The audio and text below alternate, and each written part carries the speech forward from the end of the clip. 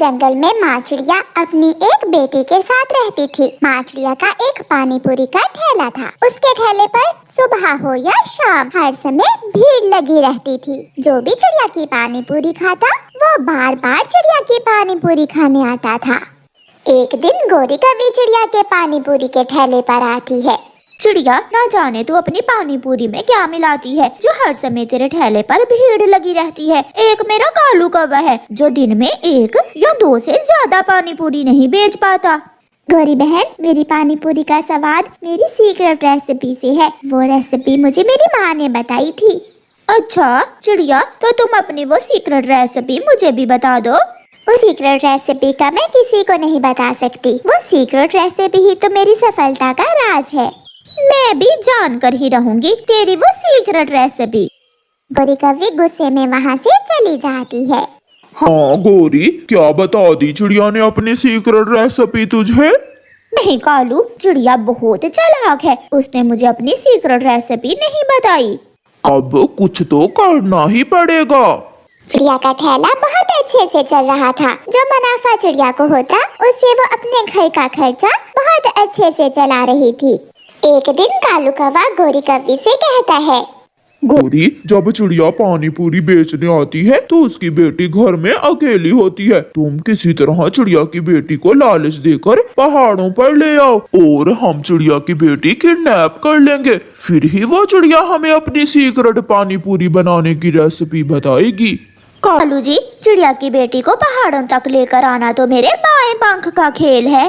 गोरी कव्वी वहाँ से उड़ती है। चिड़िया अपना काम कर रही थी और उसकी बेटी अपने घर के बाहर बैठी खिलौनों से खेल रही थी।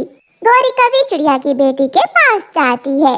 छोटी चिड़िया, पहाड़ों पर बुलबुल मिठाई बांट रही है। जाओ तुम भी जाकर मिठाई ले लो। आंटी कव्वी, क्या बुलबुल आंटी गुलाब जामुन भी देगी? गुलाब जामुन भी, रसगुल्ले भी, सब देगी। जाओ तुम जल्दी से चली जाओ।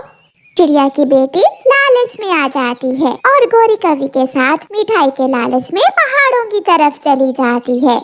कालू कौवा पहले से ही वहाँ एक पेड़ के पीछे छुपा बैठा था। दोनों पति पत्नी चिड़िया की बेटी को एक पेड़ से बांध देते हैं। छोड़ दे, मुझे घर जाने दे, आप गंदे हो, आप दोनों बहुत बुरे हो, मैं अपनी मम्मा को बताऊंगी।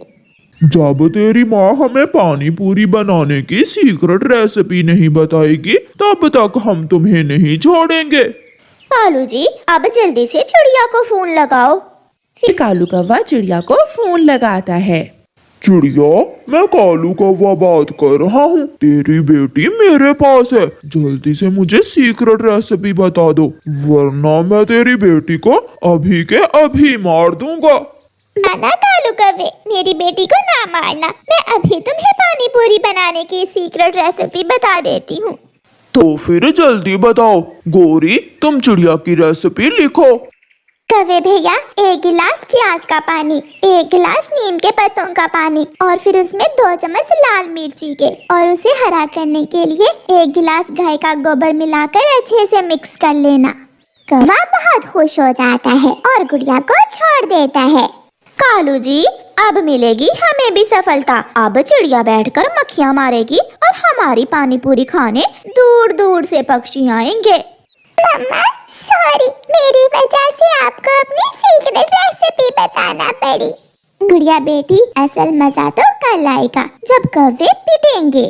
फिर दूसरे दिन कौवा और कव्वी चिड़िया की बताई हुई सारी चीजें ले आते हैं। लो लो कालू, मैं गाय का गोबर भी ले आई। बहुत मुश्किल से लाई हूँ मैं गाय का गोबर, बहुत थक गई हूँ। प्याज का पानी, नीम के पत्ते, लाल मिर्ची और गोबर मिलाकर कौवे पानी पूरी का पानी तैयार कर लेते हैं और अपने ठेले पर जाकर गोरी कव्वी आवाज लगाती है, चिड़िया की रेसिपी वाली पानी पूरी, चिड़िया की रेसिपी वाली पानी पूरी, पहले आओ पहले खाओ, स्वादिष्ट स्वादिष्ट पानी पूरी। भूखी माही चील वहाँ आती है। गौरी, जल्दी से मुझे 1 प्लेट पानी पूरी लगा दो, बहुत जोरों की भूख लगी है। हाँ, पानी थोड़ा ज्यादा देना। चील बहन, ये लो, ये पूरा जग ही पानी का लो, और लो ये रही पूरियाँ। फिर चील जैसे ही एक पानी पूरी मुंह में रखती है वो थूक देती है। गौरी कमबख्त, क्या तूने इसमें गाय का गोबर मिला रखा है? चील जी, गाय के गोबर के बिना पानी पूरी का स्वाद ही नहीं होता। मैं अभी तुझे सवाद देती हूँ। फिर माही चील एक लाठी उठाकर दोनों पति पत्नी की खूब धुलाई करती है। ऐसे कौवों को बुरे काम की सजा मिलती है। प्यारे दोस्तों, इस कहानी को लाइक, अपने दोस्तों के साथ शेयर और चैनल को सब्सक्राइब करना बिल्कुल मत भूलना। आपका धन्यवाद। घने जंगल में नारियल का एक पेड़ था। सभी पक्षी नारियल के उस पेड़ से नारियल पानी पीते और नारियल खाते। मगर कुछ दिनों से एक कौवा और कौवी उस जंगल में आ गए थे जो बहुत झगड़ालू कौवे थे। अरे अरे मोटी चोंच वाले, भागो भागो यहाँ से। आज के बाद इस पेड़ के नारियल हमारे हैं। क्यों जी? ये पेड़ सबका साझा है, इस पेड़ से सब नारियल लेंगे।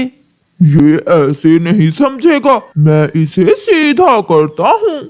कौवा मिट्ठू को मारने लगता है। मिट्ठू जाकर चिड़िया को बताता है। चिड़िया चिड़िया, मुझे मारा, मुझे बहुत मारा है उन कौवों ने। मैं नारियल के पेड़ से नारियल पानी पीने गया तो उन कौवों ने मुझे डंडे से मारा है। मिट्ठू चुप कर जाओ, मत रो। जो किसी का बुरा करता है हमेशा उसका अपना ही बुरा होता है। फिर उस दिन के बाद कौवा और कौवी, जो भी पक्षी नारियल के पेड़ के पास आता, कौवे उसे भगा देते।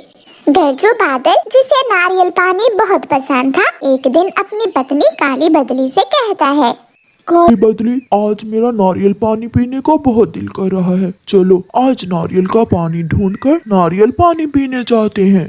पति जी, नारियल पानी पीने का तो मेरा भी मन है। वो दोनों पति पत्नी नारियल पानी पीने के लिए सागर से जाते हैं। उड़ते उड़ते दोनों बादल पति पत्नी उसी नारियल के पेड़ के पास पहुंच जाते हैं जिस पर कौवों ने अपना कब्जा किया हुआ था। कालू कालू, वो देखो, बादल हमारे नारियल के पेड़ से नारियल तोड़ने जा रहे हैं। जल्दी से कौवे वहां जाते हैं। ओए काले बादल और काली बदली, यहाँ क्या लेने आए हो? हम इस पेड़ से नारियल लेने आए हैं। तुम्हें क्या अच्छा नहीं लगा हमारा यहाँ आना? ये पेड़ हमारा है, इसलिए तुम यहाँ से जा सकते हो। हम बरसात करते हैं तो ही इस जंगल के पेड़ पौधों को जिंदगी मिलती है और हमारी वजह से ही इस नारियल में पानी है। फिर तुम कौवे हमें कैसे रोक सकते हो इस पेड़ से नारियल तोड़ने से? कालू जी, इन्हें भी मिट्ठू की तरह सीधा करना होगा। तुम बादल ऐसे नहीं मानोगे। मगर वो बादल वहाँ से चले जाते हैं। कौवा और कौवी खुश हो जाते हैं। चिड़िया, उन कौवों ने आज गरजू बादल को भी नारियल पानी नहीं पीने दिया। अगर बरसात न हुई तो हम सब भूख से मरेंगे, वो कौवे भी और हम भी। वो कौवे नहीं जानते कि गरजू बादल को नाराज करने से ये जंगल सूख जाएगा। बरसात होगी तो ही बाहर आएगी। पति जी, अब बस भी करें, आपने आज सागर से बहुत ज्यादा पानी पी लिया है। मैं सबक सिखाऊंगा। मैं उन कौवों को सबक सिखाऊंगा। वो कौवे बहुत बुरे हैं। मैं उनके घर पर ऐसी बरसात करूंगा कि वो सारी जिंदगी याद करेंगे। दूसरे दिन गरजू बादल अपने दोस्तों को साथ लेकर उस जंगल में जाता है। वहाँ कौवों के घर के ऊपर जाकर गरजू बादल जोर से गरजता है और बरसात शुरू हो जाती है। देखते ही देखते पूरे जंगल में पानी ही पानी जमा हो जाता है। कुकू बेटा, ऐसी बारिश मैंने पहले कभी नहीं देखी। शायद गरजू बादल अपना गुस्सा निकालने के लिए यहाँ आया है। मगर मम्मा, क्या अब उन कौवों के साथ साथ हम भी मरेंगे? बेटा, मैं अभी कबूतर के पास जाती हूँ। मेरा छाता कहाँ है? चिड़िया अपना छाता लेकर कबूतर के पास जाती है। आलू, घर की छत टपकने लगी है। ये बारिश कब रुकेगी? गौरी, ये गरजू बादल है। शायद वो हमसे बदला लेने आया है। हमने गरजू बादल से पंगा लेकर बहुत बड़ी गलती की है। सब परेशान थे, कौवे भी और दूसरे पक्षी भी, क्योंकि अब तो बारिश का पानी पेड़ों से ऊपर आने को था। कौवे जल्दी से अपने घर से निकलते हैं और चिड़िया और कबूतर के पास चले जाते हैं। चिड़िया और कबूतर, हमें बचा लो। वो बादल बार बार हमारे घर के ऊपर आकर गरज रहा है। लग रहा है आज अपनी बिजली से वो हमारा घर जला डालेगा। तुम जलकर मरोगे और हम तेज बारिश के पानी में। तुम दोनों के लालच की वजह से ये सब हुआ है। किसने कहा था कि गरजू बादल से पंगा लो? हम माफी मांग लेंगे। चिड़िया तुम हमारे साथ चलो प्लीज। चिड़िया अगर हमारा घर जल गया तो हम कहाँ रहेंगे? फिर चिड़िया कौवों के साथ गरजू बादल के पास जाती है। चले जाओ यहाँ से। कौवे, अगर तुम मेरे पास आए तो मैं अभी अपनी बिजली तुम पर गिरा दूंगा। अभी तो बारिश है, तूफान भी आएगा, तुम मरोगे। गरजू बादल भैया, इन्हें माफ कर दें। ये कौवे अब अपने किए पर शर्मिंदा हैं। गरजू बादल भैया जी, हमारे बाप की भी तौबा। हम कभी भी किसी को नारियल के पेड़ से नारियल तोड़ने से नहीं रोकेंगे। बस एक बार माफ कर दो। मैं कान पकड़ता हूँ, फिर कभी ऐसा नहीं होगा। फिर गरजू बादल कौवों को माफ कर देता है और सभी पक्षी खुशी खुशी अपने घरों को चले जाते हैं। प्यारे दोस्तों, इस कहानी को लाइक, अपने दोस्तों के साथ शेयर और चैनल को सब्सक्राइब करना बिल्कुल मत भूलना। आपका धन्यवाद।